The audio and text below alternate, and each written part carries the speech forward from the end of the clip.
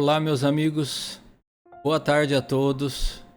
Estamos aqui de volta para trazer para vocês mais umas notas de estudo sobre a mediunidade, seguindo aquele livro, chamado Mediunidade e Sintonia, que está aparecendo aqui, e nós estamos estudando semana a semana. Hoje nós vamos ver o capítulo 12 desse livro e tenho certeza que será de grande utilidade para aqueles que buscam compreender a mediunidade na sua acepção mais clara e mais profunda, sem misticismos, sem nenhum tipo de preconceitos tampouco, e mais com análise profunda realmente, que é o que os amigos espirituais superiores sempre nos trazem aqui. E nós temos aqui essa obra do Emmanuel, fotografada pelo Chico Xavier, está aqui aparecendo, que vai nos ajudar bastante nesse estudo do nosso canal Reflexões Espiritualistas, que está aqui em cima, e que se dedica integralmente à divulgação dos temas relativos à doutrina espírita, à espiritualidade e ao Evangelho de Jesus. Tá certo?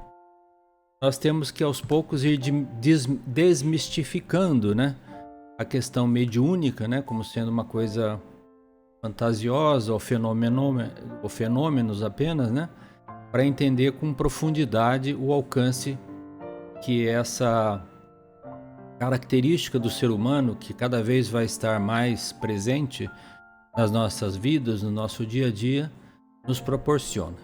Tá bom? Vamos lá então? Então, como eu falei, nós temos hoje aqui o capítulo 12, Estudando o Bem e o Mal. O Emmanuel traz um comentário bastante importante nesse capítulo que eu chamo a atenção de vocês. Ele fala de início assim: para que sejamos intérpretes genuínos do bem, não basta desculpar o mal.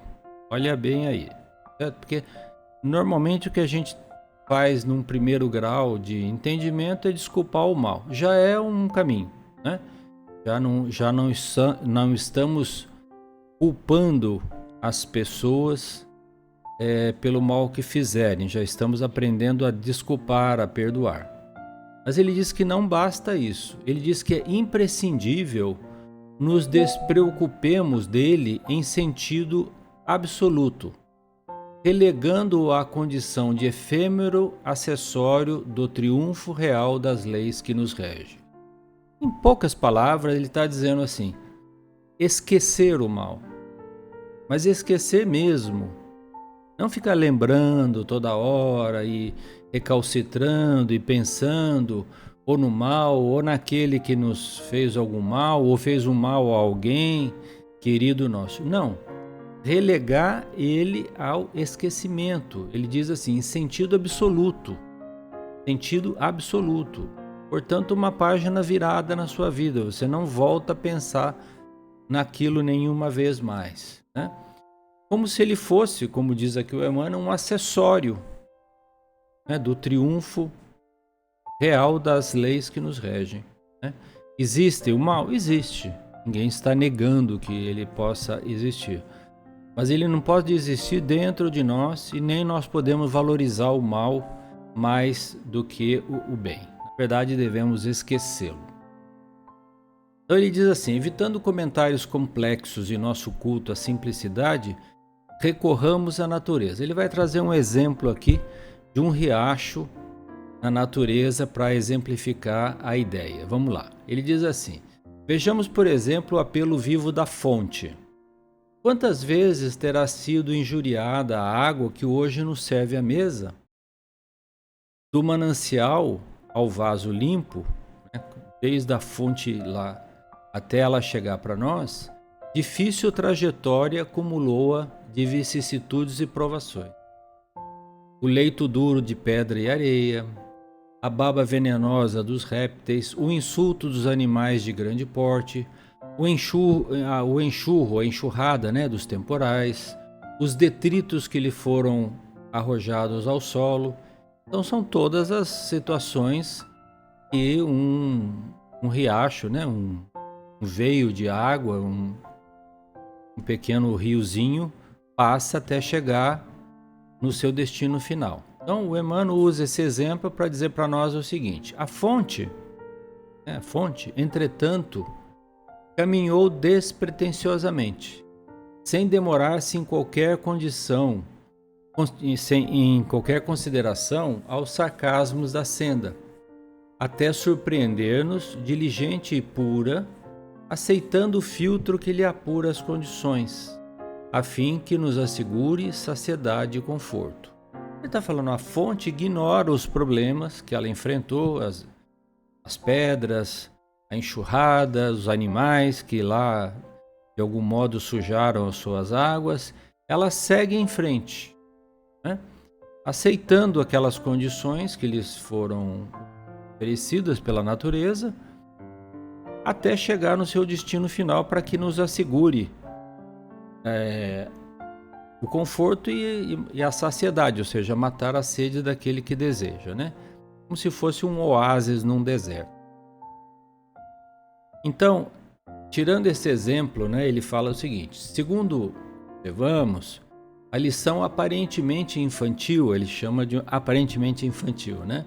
O ribeiro não somente olvidou, esqueceu as ofensas que lhe foram precipitadas à face, movimentou-se e avançou, humilhou-se para auxiliar e perdoou infinitamente, sem imobilizar-se um minuto. Por quê? Ele explica, porque a imobilidade para ele, para o riacho, constituiria adesão ao charco, no qual, ao invés de servir, converter-se-ia tão somente em veículo de corrupção. Ou seja, o riacho, se estagnasse essa sua jornada, se tornaria um pântano, um charco, e perderia a sua função primordial, que é saciar a sede daqueles que estão mais à frente. Olha que profundidade desse exemplo, que ele chamou de exemplo infantil, tá certo? Não é nada infantil, né? Então a gente percebe por aqui aonde ele está querendo chegar, porque vocês já devem estar adivinhando. E tem a ver isso com a mediunidade. Vamos lá. Tem muito a ver com a mediunidade. Então ele diz: é por isso que o ensinamento cristão da caridade envolve o completo esquecimento de todo o mal. Onde que ele foi? Ele foi no Evangelho de Jesus. Ele foi no ensinamento do Cristo, que nos ensina a esquecer todo o mal, a perdoar não 7 vezes, mas 70 vezes 7 vezes. Para quê? Para que nós possamos ser um vaso limpo, intimamente falando, e voltando lá no início, intérprete das inteligências do bem, e não intérprete das inteligências do mal, né? Aqui ele esclarece melhor assim, usando inclusive a frase de Jesus, né? Que a vossa mão esquerda ignore o bem praticado pela direita. Semelhantes palavras do Senhor induzem-nos a jordanear na terra, exaltando o bem por todos os meios ao nosso alcance.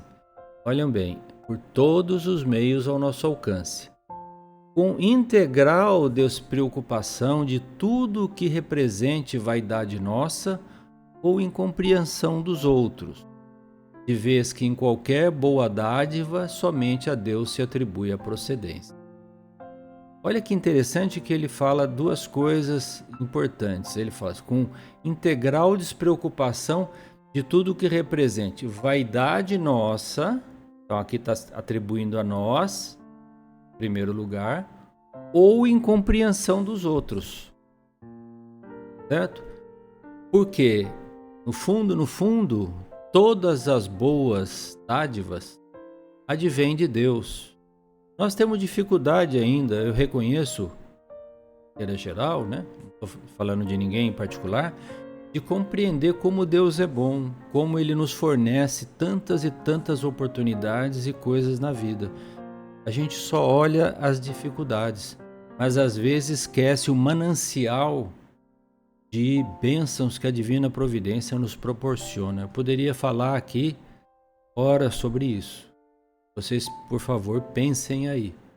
Para vocês vão se lembrar de tanta coisa boa que Deus lhes deu desde que vocês se reconheceram seres cientes ou conscientes da sua existência. Então ele fala assim: procurando a nossa posição de servidores fiéis da regeneração do mundo. Então aqui ele está nos atribuindo uma tarefa, gente. Servidores fiéis da regeneração do mundo. Alguém tem alguma dúvida disso?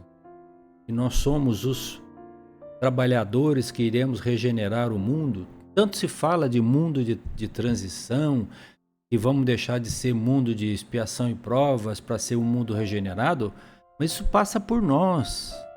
Não vai ter uma varinha mágica, né? Um anjo que vai vir aqui e vai transformar a terra assim de chofre. Não. A transformação terá que ser íntima, terá que ser a partir de cada um de nós. Então ele fala lá, a começar de nós mesmos, pela renovação de nossos hábitos e impulsos. Ouvidemos a sombra e busquemos a luz cada dia. Cada dia, gente. Conscientes de que qualquer pausa mais longa na apreciação dos quadros menos dignos que ainda nos cercam, será a nossa provável indução ao estacionamento indeterminado no cárcere do desequilíbrio e do sofrimento. Olha isso aqui como é profundo, gente. Ele está dizendo, se nós pararmos para ficarmos olhando os quadros que nos cercam, de coisas ruins que acontecem na vida, na Terra, nós nos tornaremos parte desses problemas, porque nós induziremos a nossa mente, o nosso coração, o nosso espírito, a nos conectarmos com essas coisas. E de lá corremos o risco de não sairmos. Estacionamento indeterminado, no cárcere do desequilíbrio. Então isso aqui pode ser muitas vezes a porta da obsessão. Tem pessoas que têm mediunidade muito acentuada, mas ela não é disciplinada.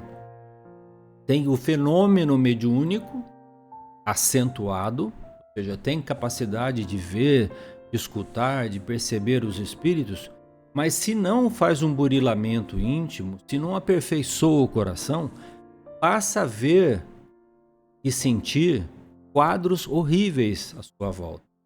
E passa também a correr o risco de ser um joguete das sombras que nos cercam ainda, enquanto mundo de expiação e provas que ainda somos. Então nós temos que esquecer o mal, esquecer a sombra, como ele fala. Busquemos a luz a cada dia. Então, a cada dia, seu trabalho. Não queramos também abraçar o mundo. E sejamos pacientes com nós mesmos, né? Que possamos fazer o nosso trabalho de regeneração íntima dia a dia. Se errar, levanta, reconsidera, reajusta, mas caminha para frente, como o riacho, e não para diante das pedras, nem dos calhaus, nem dos animais que pisoteiam. Ele vai em frente para entregar a sua água lá na frente para saciar a sede do mundo. Nós também temos essa capacidade, gente. Todos nós somos seres que temos capacidade de fazer coisas incríveis, incríveis. Mas para isso nós temos que nos conectar com os planos mais elevados da vida, né? Para termos sintonia com espíritos superiores e, portanto, podermos traduzir o pensamento deles através da psicofonia, da psicografia, da vidência, de forma tranquila, de forma real, de forma educada, né? De forma carinhosa, enfim, de forma laboriosa também, para que aquela mensagem chegue ao seu destino sem interrupções, sem deformações causadas pelas inferioridades que ainda trazemos dentro de nós. Então, olha só o que ele está pedindo para nós, né? Renovação de nossos hábitos e impulsos. Olha como é difícil mudar um hábito de uma pessoa. de nós é muito difícil. E impulsos também. Muita gente, eu mesmo, às vezes a gente age de forma impulsiva, no trânsito, na família, fala uma coisa sem pensar. Então tem que parar um minuto, né? Eu acho que foi os espíritos que trabalhavam com o Chico, não sei se a Maria Dolores ou a Meimei, falava sempre uma frase: quando alguém te falar alguma coisa que você não gosta, põe um pouco de água na boca, espera 1 minuto antes de engolir, para você não falar. Tá certo?